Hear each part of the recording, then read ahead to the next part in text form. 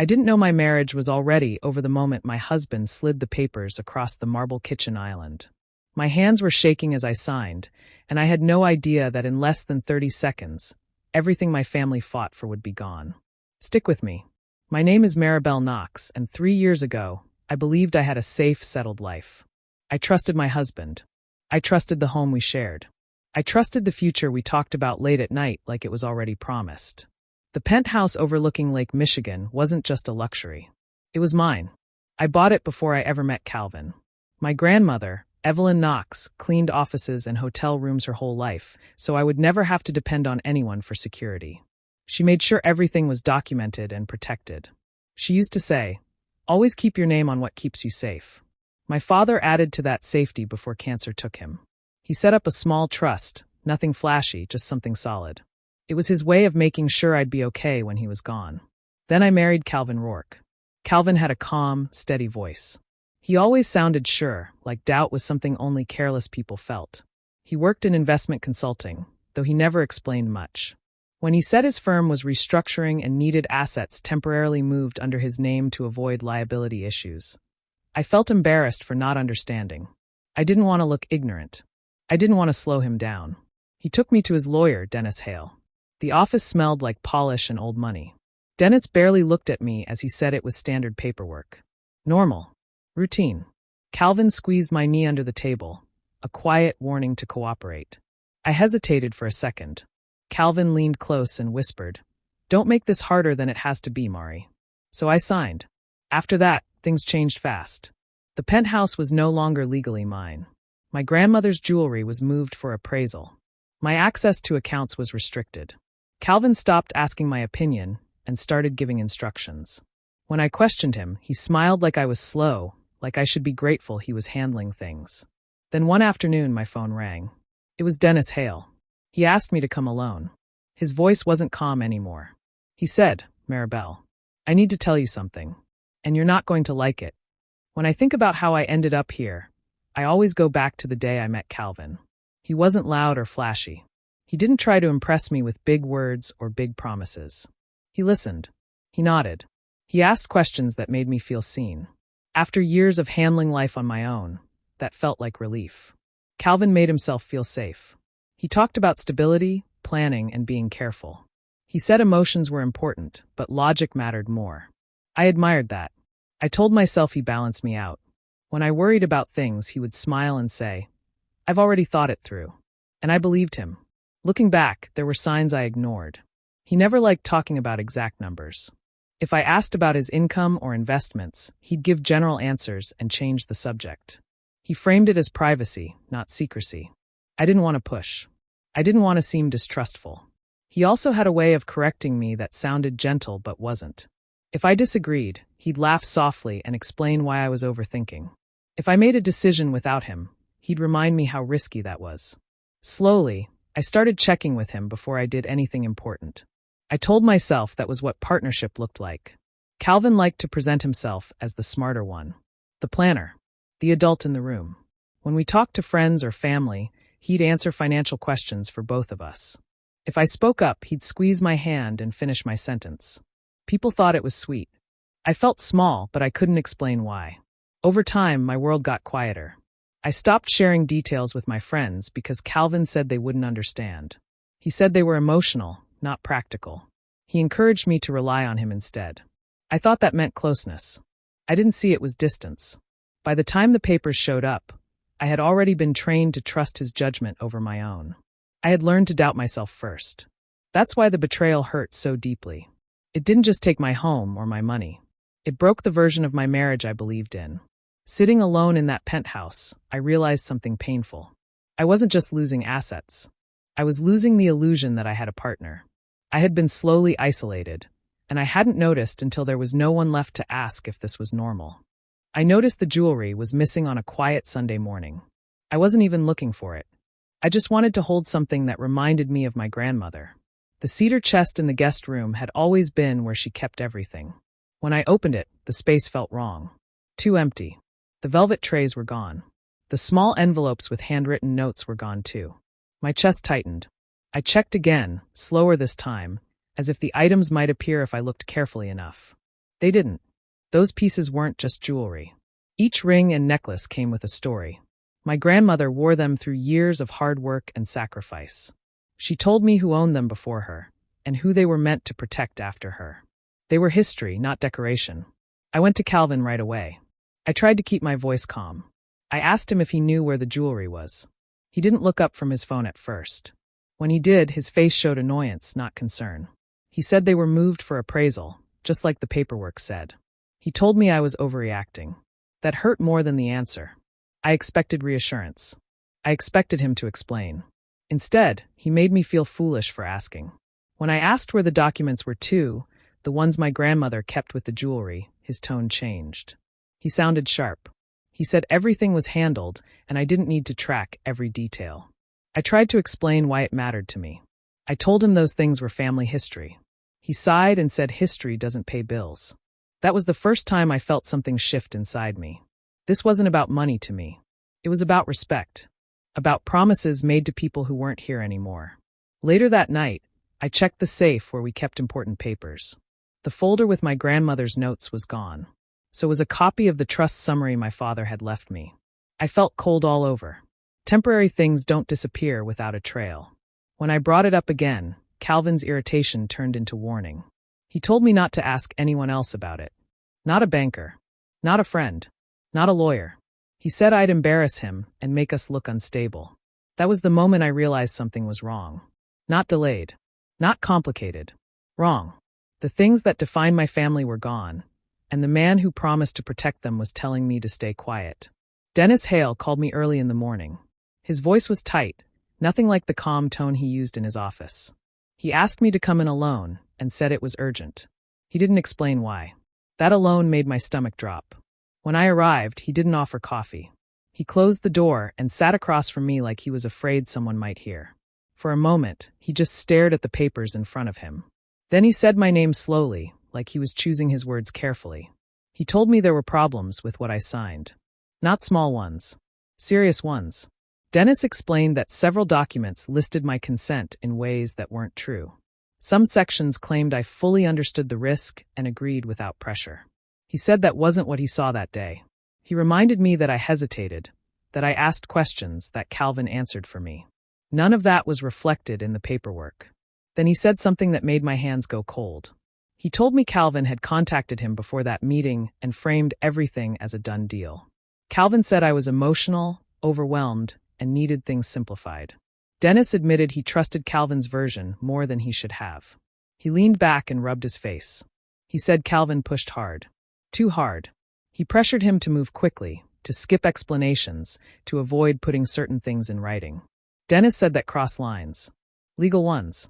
I asked why he was telling me this now. His answer was honest, but not comforting. He said he was protecting himself. If this ever went to court, the paperwork wouldn't hold up. He knew it, and now he knew I didn't fully consent. But then he looked at me and softened his voice. He said I didn't deserve what happened. He said I was misled. He said Calvin used my trust as leverage. Dennis told me Calvin's intent wasn't temporary protection. It was control. The documents were structured so assets could be moved quickly if certain conditions were triggered. Conditions Calvin controlled. I felt embarrassed listening to him. Angry too. Not just at Calvin, but at myself for trusting both of them. Dennis didn't excuse himself. He admitted he should have stopped the process. He said he let Calvin's confidence override his responsibility.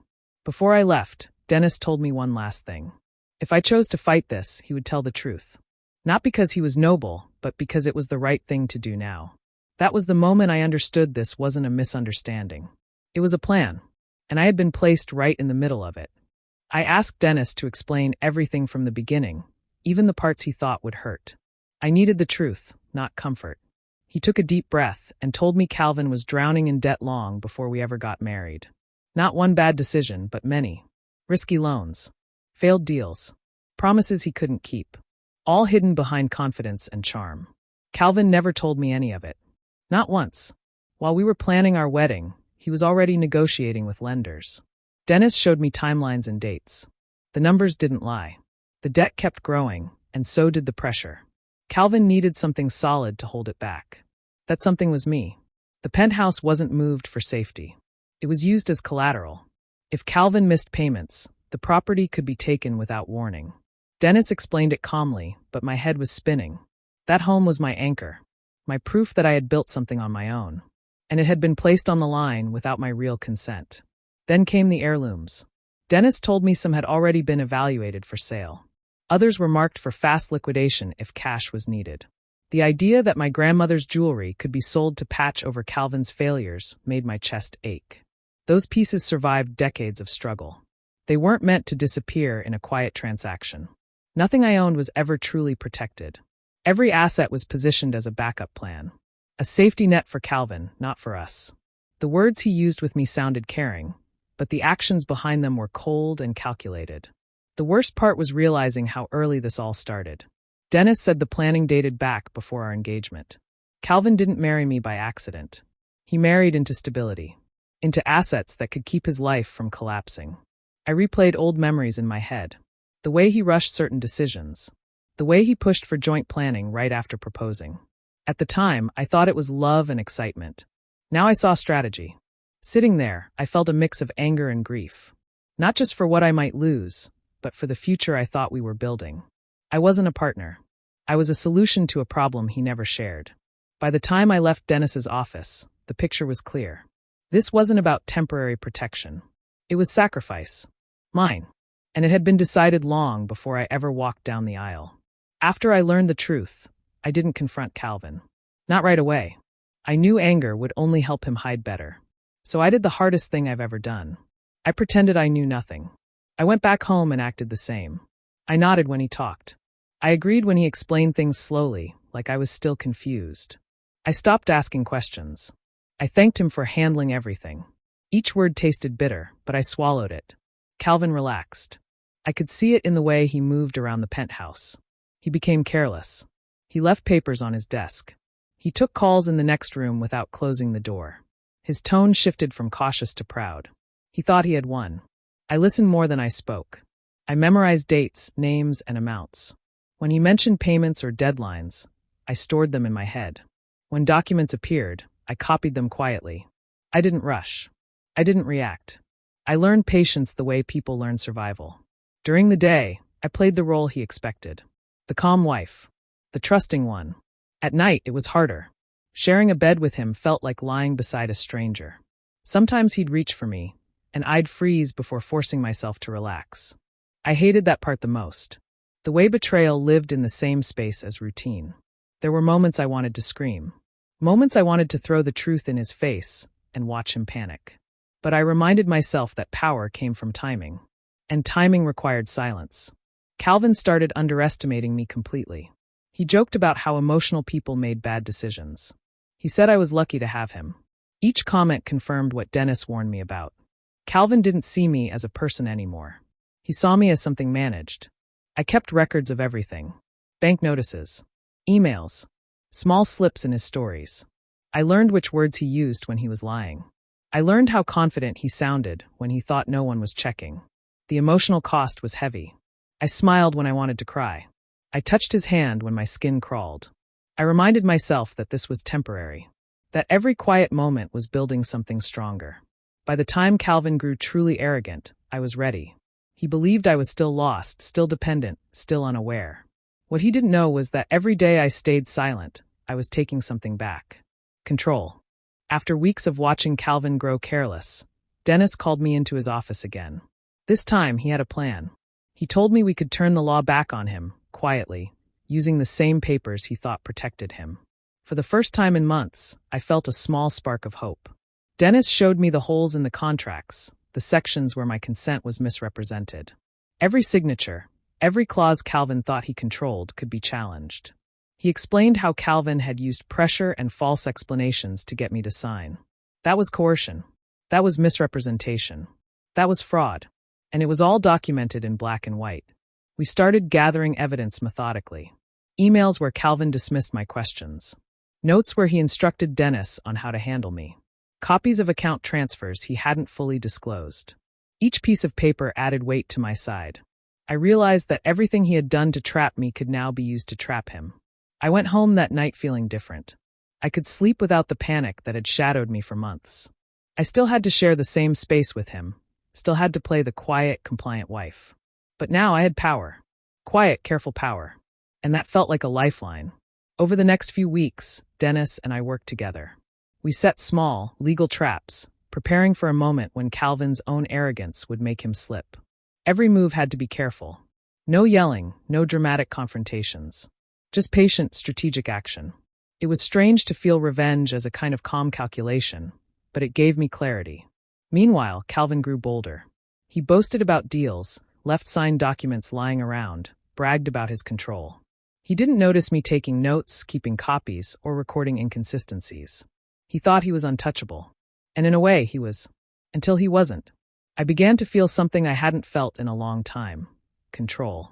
Not just over my property, but over my life. The fear that had haunted me every day started to fade. Every detail Dennis uncovered, every slip Calvin made, became a step closer to reclaiming what was mine. I didn't need to explode, yell, or humiliate him. My revenge was quiet, precise, and inevitable. And for the first time since signing those papers, I felt like I could breathe again. I was no longer a victim. I was a strategist, and the law was my ally. The day I confronted Calvin, I stayed calm. I didn't yell. I didn't beg. I didn't cry. I just waited for the right moment when he let his guard down. That moment came when he was bragging about a deal he had closed, leaning back in the penthouse living room like he owned the world. I walked in and sat down across from him. My voice was steady as I started listing facts. The documents, the account transfers, the missing heirlooms, the debts he had hidden. Each sentence landed like a quiet hammer. I didn't add anger or tears. I didn't plead. I just spoke the truth. At first, he laughed, thinking I was confused or exaggerating. But as I continued, the laughter faded. His eyes narrowed. He tried to interrupt, to explain, to charm. I didn't let him. I kept repeating the facts calmly, clearly, without emotion. That's when his mask slipped. I saw entitlement, like he was used to getting whatever he wanted. I saw rage, real and dangerous, because he realized he had underestimated me. I saw blame, aimed not at himself, but at me for daring to challenge him. "You don't understand," he finally said, his voice tight. "I never thought you'd fight back." That sentence hit harder than anything else. I realized that this whole time, he had assumed I would be quiet, compliant, and easy to manipulate. He hadn't prepared for a wife who could think, who could gather evidence, who could turn the law against him. I didn't respond. I let him speak and expose himself. Each word confirmed what I already knew. He had never married me for love or partnership. He had married me for control, for security, for leverage. By the end of our conversation, the marriage that had seemed stable, loving, and promising for years was gone. Completely. There was no reconciliation in his eyes, and no forgiveness in mine. We were two people sitting in the same room, sharing space but nothing else, facing the truth that our life together had been a lie. I walked away that evening with a strange mix of sadness and relief.